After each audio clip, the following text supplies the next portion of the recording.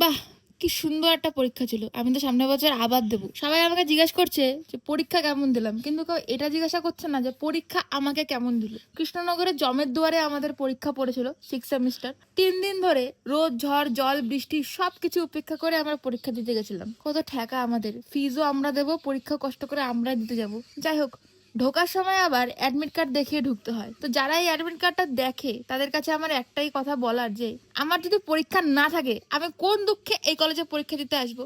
আমার কোনো শখ নেই, পরীক্ষা না থাকলে আমার কোনো শখ নেই পরীক্ষা দিতে আসার এরকম একটা কলেজে। যদি কোনো কুত্তাকে পাগলা কুত্তা কামড়ায়, সেই কুত্তা পাগল হওয়ার পর যদি সেই কুত্তা আবার কোনো মানুষকে কামড়ায়, তাহলে সে পরীক্ষা না থাকলেও পরীক্ষা দিতে আসে।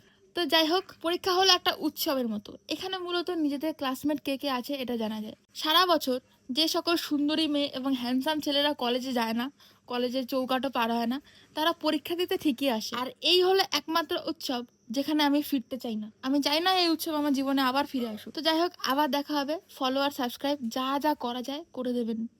ধন্যবাদ।